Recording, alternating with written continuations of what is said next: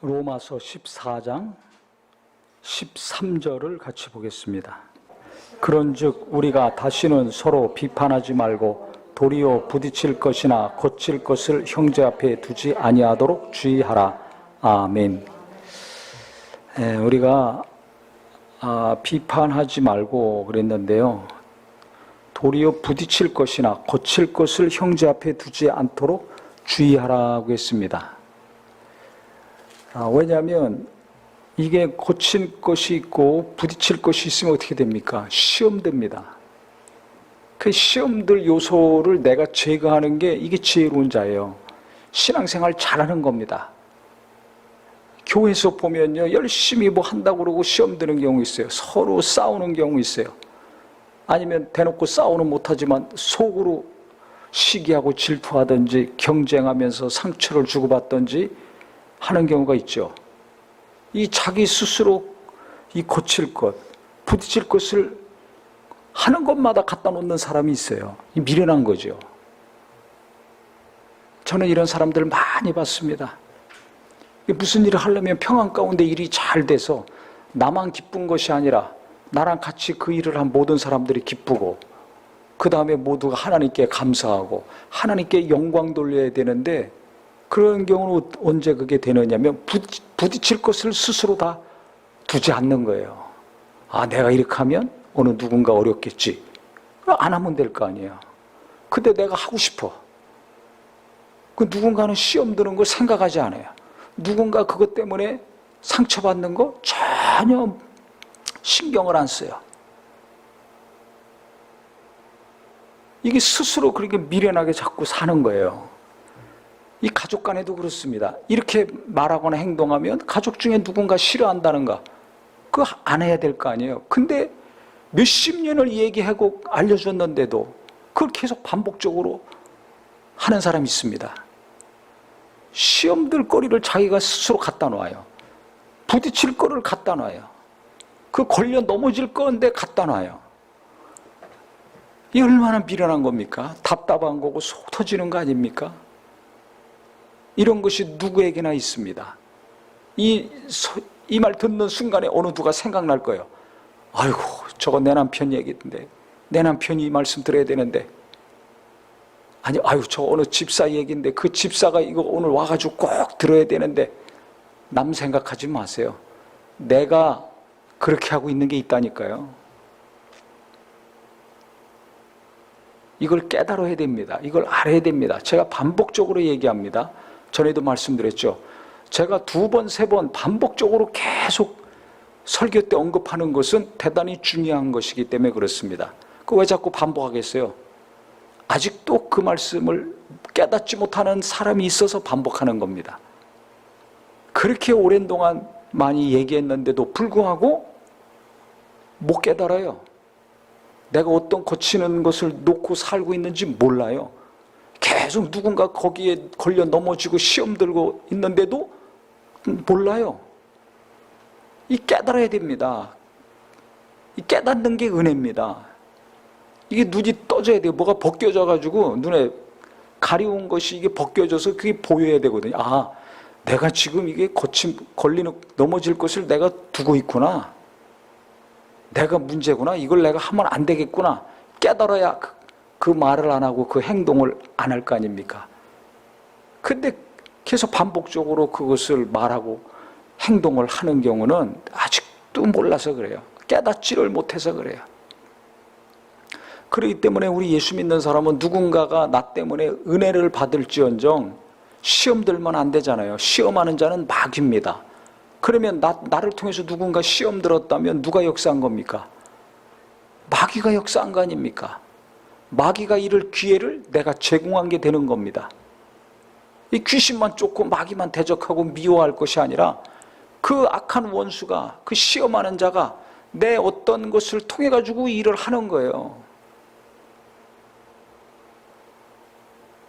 그렇다면 내가 어떻게 마귀한테 쓰임받는가를 알아야죠. 하나님께 쓰임받기를 원하지만은 마귀에게 쓰임받을 때가 있어요. 마귀가 시험 들게 하는 것에 내가 통로 역할을 할 때가 있습니다.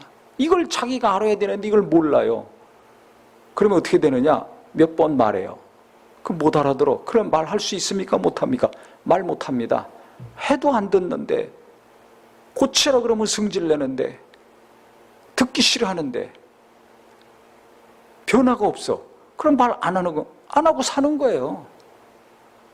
다른 사람하고 얘기하지 안 하고 사는 겁니다. 이 깨달아야 됩니다. 내가 고치는 거를 지금 무엇을 계속 놓고 있는지를 알아야 돼요. 무엇을 자꾸 부딪히게 하고 있는지를 알아야 됩니다. 그래서 성경에 분명히 말하고 있습니다. 부딪힐 것이나 고칠 것을 형제 앞에 두지 않도록 주의해라. 항상 이거 주의하고 신경 쓰라는 겁니다. 신경 써야 되는 거예요. 근데 대부분 신경 안 씁니다. 그러니까 고치받지 못하고 계속 부딪힐 거 두고 사니까 계속 부딪히는 거예요. 부부간에 계속 부딪히죠. 어떤 사람은 교인 간에 계속 부딪혀요. 어떤 사람은 또 목사하고 계속 부딪혀요. 어떤 사람은 자기 자식하고 또 계속 부딪혀요. 애가 어린데도 그 어린 애 잘 못 키우고 그렇게 애하고 부딪힙니다. 어떤 경우는 어려서는 괜찮은데 커가지고 계속 부모가, 어떤 경우는 엄마가 애하고 부딪히고, 어떤 경우는 아버지가 자식하고 부딪힙니다. 그 왜 부딪혀요? 부딪힐 거 그거 놓지 말아야 되는데, 자기가 문제의 원인인데, 갈등 유발자인데, 시험 들게 하는 자인데, 그걸 모르니까 계속 그렇게 반복하는 거죠. 이 얼마나 불쌍합니까? 얼마나 안타깝습니까?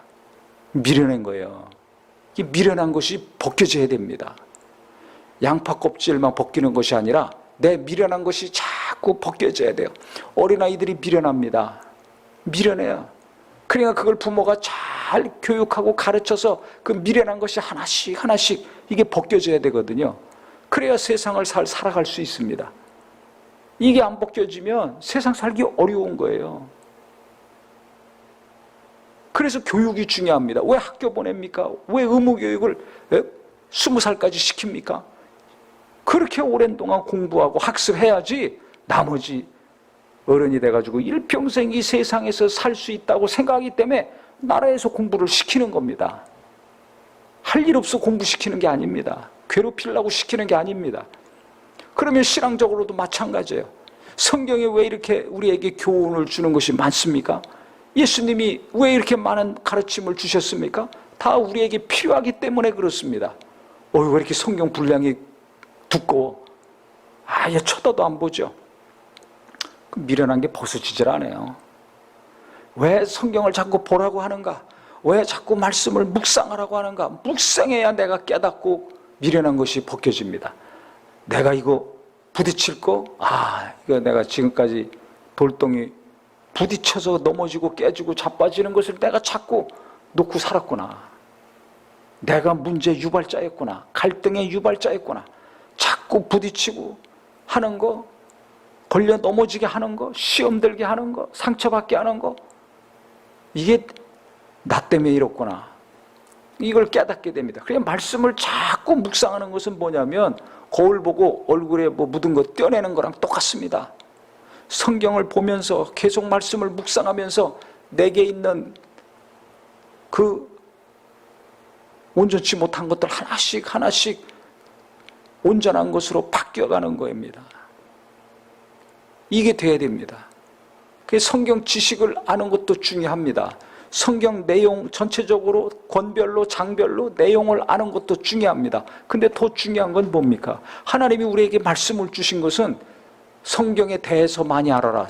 지식적으로 많이 알아라. 신학적으로 많이 알아라. 어떤 내용이 있는지 잘 알아라. 그겁니까? 그게 아닙니다. 성경 어디를 보든지 네가 은혜 받고 네 눈이 떠지고 미련한 것이 벗어지라는 거예요. 깨닫고 그 미련한 것이 계속 벗어지라는 겁니다. 그렇지 않으면 짐승같이 사는 거예요. 사람이 존귀하지만 얼마나 존귀합니까? 하나님의 모양과 형상대로 지음받았으니 얼마나 존귀합니까? 하나님의 영광을 찬미하려는 목적으로 지으시고 구원해 주셨으니 얼마나 귀한 존재입니까? 그런데 깨닫지 못하면 짐승 같다고 그랬잖아요, 성경에. 깨닫지 못하면 짐승과 다를 바가 없다는 겁니다. 아무리 존귀한 자라 할지라도, 아무리 귀한 자라 할지라도 깨달지 않으면 쓸모없는 사람 되는 거예요. 깨닫지 못하면 존귀하지 못한 자가 되는 겁니다. 그래서 자기 스스로 가치를 떨어뜨리지 마세요. 저도 그렇고 항상 그래서 뭘 신경 써야 되는가? 제가 날마다 얘기하죠. 돈만 자꾸 신경 쓰지 말고, 얼굴만 신경 쓰지 말고, 애들 공부 점수만 신경 쓰지 말고, 도대체 나를 통해서 내 가족이 은혜받고 위로받고 소망과 믿음을 얻어야 되지 않습니까? 믿음을 가져야지 하나님이 도우시고 하나님의 인도하심대로 순종해서 앞날이 평탄하고 하는 것이 형통한 자가 되지 않습니까? 그러려면 내가 고치는 거 두면 안 되잖아요. 넘어지는 거 두면 안 되잖아요. 이것을 잘 알아야 됩니다. 그래서 제가 물어보라 그랬잖아요. 이 주변 사람들에게 가족한테 물어보고 그거 잘 듣고 고치려고 해야 됩니다. 근데 벌써 가족들 말을 안 들어. 듣기 싫어해. 그거 받아들이질 않아. 부인해. 이거 못 고쳐요. 이 큰 문제입니다. 나는 내 옆에 있는 사람들의 말을 듣고 고치려고 하는가? 아니면 듣기 싫어하는가? 들으면 상처받고 화를 내는가? 자기를 잘 보세요. 대단히 교만한 겁니다. 그만큼 자기를 사랑하는 게 강한 거예요.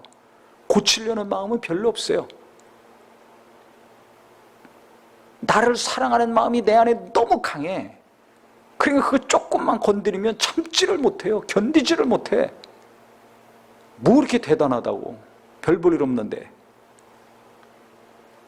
자기도 모르게 내 안에서는 나를 사랑하는 마음, 나를 보호하고자 하는 그 본성이 강력합니다. 누구나. 이게 깨져야 돼요. 이걸 깨트리지 않으면, 그러니까 그 깨질 때는 엄청난 고통과 아픔이 있죠. 근데 그걸 겪어야 됩니다. 그게 깨져야 됩니다. 그게 부서져야 됩니다. 그게 한두 번에 되지 않습니다. 조금씩 그게 깨지고 부서지는데요. 고난을 통해서. 그게 돼야지 예수를 닮아가고 말씀을 묵상하고 순종하는 게 됩니다. 그러니까 묵상이 안 된다고 그러잖아요. 이 자기가 깨지지 않아서 그래요. 순종이 어렵죠. 말씀을 다 알고 있어요. 뻔한 말씀이에요. 다 이미 많이 보고 듣고 아는 말씀이에요. 근데 순종이 안 되죠. 자기가 안 깨져서 그래요. 이걸 내가 알아야 되지 않습니까? 근데 나는 믿음 좋다고 생각합니다.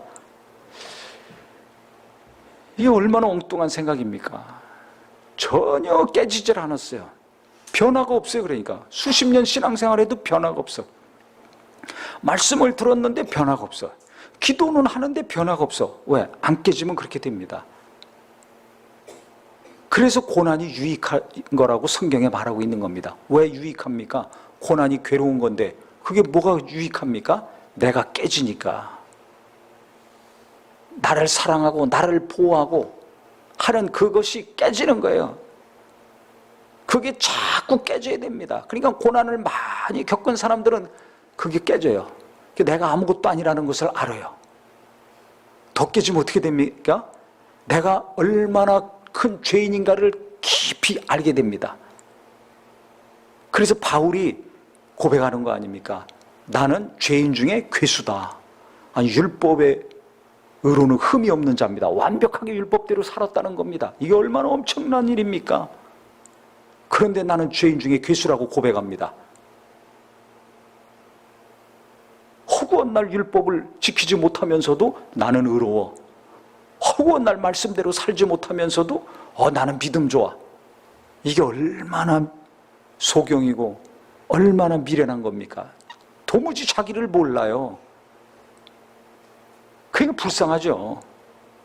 불쌍해요. 예수 믿는데도 불구하고 지금 자기 실상을 제대로 보지도 못하고 자기가 대단히 믿음 좋은 사람으로 생각하고 사니 이 불쌍한 거 아닙니까? 그렇기 때문에 우리는 왜 바울이 나는 죄인 중에 괴수라 고백했을까? 깨달았기 때문에 그렇습니다. 계속 성령이 도와주셔서 깨달았기 때문에 그래요. 미련한 것이 계속 벗겨지는 겁니다. 눈이 계속 떠지는 겁니다. 다른 사람에 대해서만 자세하게 눈이 떠지는 것이 아니라 자기 자신에 대해서 자꾸 더 확실하게 볼 수 있는 눈이 떠지는 겁니다. 그런 사람은 누구 비판하지 않습니다. 아니, 내가 죄인 중에 개수인데 누구를 비판합니까? 누구를 정죄합니까? 누구에게 욕을 합니까? 누구에게 화를 냅니까? 누구에게 지적질을 합니까? 이게 없습니다. 그 자기를 보세요. 틈만 나면 화를 내고 지적질하고 정죄하고 뭐라고 하고 갈 길이 아직도 멀었어요. 근데 본인은 몰라. 계속 그거 하고 있어요. 지금 내가 어떻게 신앙생활을 있는가, 어떻게 살고 있는가, 이걸 잘 알아야 됩니다. 우리 교인들은요, 제가 이 얘기도 하도 많이 했습니다. 근데 또 할 수밖에 없어요. 뭐 하려고 하지 말고 하나님의 은혜 가운데 내가 지금 거치는 것을 부딪힐 거, 내가 지금 계속 놓고 살고 있지 않는가, 이걸 잘 보셔야 됩니다. 말씀을 듣고 보고 읽을 때마다 깨닫고서 내가 변화가 돼야 돼요. 나를 볼 줄 알아야 내가 바뀌는 거예요. 변화가 되는 겁니다. 다른 사람 변화시키려고 하지 마세요. 부모들이 잘못하는 게 뭔지 아세요? 자식들 자꾸 변화시키려고 그래요. 그렇게 얘기해도 그걸 못 고쳐요. 부모가 바뀌면 자식들 바뀝니다. 본인이 문제인지를 절대 몰라요. 그리고 무슨 자식만 문제라 그래요. 이걸 몇 번을 얘기했는데도 이게 안 고쳐져. 왜 그런 줄 아세요? 본인이 깨닫질 못하니까. 부부간에도 마찬가지예요. 교인 간에도 마찬가지예요. 어디 가든지 마찬가지입니다. 상대방이 문제라고 생각하면 그 사람 절대 교육 못 시킵니다. 변화 못 시킵니다. 내가 문제라고 생각해서 내가 바뀔 때 그 사람 바뀌는 거예요. 그때 제대로 된 교육이 이루어지고 제자가 나오는 겁니다. 바울이 가는 곳곳마다 사람들을 변화시키고 교회를 세울 수 있었던 것은 나는 죄인 중에 개수다. 내가 죄인 중에 개수인데 누구를 정죄하고 누구를 비난하고 누구를 뭐라고 합니까? 내가 죄인 중에 개수라고 생각하면 예수님이 나를 구원해 주시고 내 죄를 담당하신 은혜가 너무나 큽니다. 너무나 고맙게 느껴집니다. 그게 너무나 감사한 거예요. 그래서 그 은혜의 예수, 구원해 주신 예수, 그 예수를 전할 수밖에 없고 예수님의 마음으로 사람들을 볼 수밖에 없습니다. 그러니까 은혜 받고 구원받는 거예요. 그렇게 어려운 핍박이 몰아치는 시대에도 교회가 여기저기 세워지는 겁니다. 지금 숫자들이 줄어갑니다. 교회도 앞으로 급속도로 줄어갑니다. 경제 어려워질 겁니다. 그런데도 계속 구원의 역사를 이루고 교회를 세우고 제자를 탄생시키는 건 누가 하는 줄 압니까? 돈 많은 사람, 천만의 말씀. 내가 죄인 중에 개수라는 것을 깊이 깨달은 사람, 이 사람이 그거를 합니다. 목사고 집사고 청년이고 학생이고 교사고 남편이고 아내고 간에 누가 가족을 변화시키고 구원받게 하고 누가 직장에서 일터에서 구원의 역사를 이루고 제자를 탄생시키는가? 내가 죄인 중에 개수다. 이것을 깊이 아는 사람이 누군가를 구원하고 계속 예수를 증거하고 예수님의 그 은혜의 역사가 강같이 계속 흘러갈 수가 있습니다. 우리 성도님들은 정말 예수 앞에서 내가 어떤 존재인가, 하나님 앞에서 내가 어떤 존재인가, 말씀을 보고 들을 때마다, 기도할 때마다 내가 어떤 자인가를 깊이 깨달아서 갈수록 예수님의 은혜가 고맙고 내가 구원받은 것이 너무나 감사하고 주님이 나와 함께 하시는 것이 너무나 좋은 것이 되기를 주의 이름으로 축복합니다. 그래서 내가 오늘 죽어도 할렐루야, 내가 예수 믿는 것 때문에 너무너무 감사해가지고 오늘 죽어도 할렐루야, 이 고백이 진심으로 나와야 돼요. 그만큼 예수를 내가 귀히 여기고 있는가, 그만큼 내가 예수님을 좋아하고 있는가, 그만큼 예수님의 베푸신 이 십자가의 은혜를 내가 감사하게 여기고 있는가, 이것은 내 존재가 어떤가를 깊이 깨달은 만큼 체험합니다. 그래서 남들 분별하고 남들에 대해서 뭐라고 어쩌고저쩌고 하고 있다면 내가 아직도 멀었구나, 이걸 빨리 깨달으셔야 돼요. 그래서 남에 대해서 뭐라고 할 필요가 없습니다. 그 굉장히 똑똑한 것 같지만 미련한 겁니다. 갈 길이 아직도 멀었다는 것을 하나님 앞에, 많은 사람들 앞에 공개적으로 증명하고 있는 거예요, 자기 자신이. 그거 아셔야 됩니다. 그렇기 때문에 우리 성도들은 어디 가든지 내가 하나님의 은혜 가운데 살고 있구나, 나를 구원해 주신 예수님 너무나 고맙구나, 이 예수님의 은혜가 나를 통해서 많은 사람들에게 흘러가서 누군가가 구원받아야 되겠구나, 예수를 만나는 역사가 있어야 되겠구나. 그래서 예수님이 이루신 것처럼 계속해서 무슨 일을 하든지 원망하고 불평하고 정죄하고 비판하고 분노하고 씩씩거리지 않고 묵묵히 자기가 해야 될 일 감당하면서 주님의 역사를 이루어 하나님께서 귀하게 여기시는 성도가 되시기를 예수님의 이름으로 축복합니다.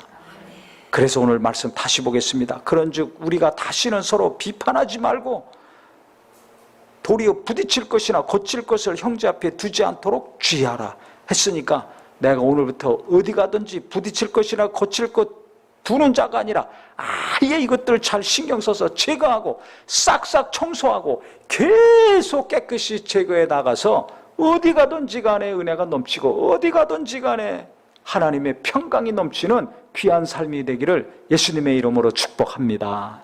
기도하겠습니다.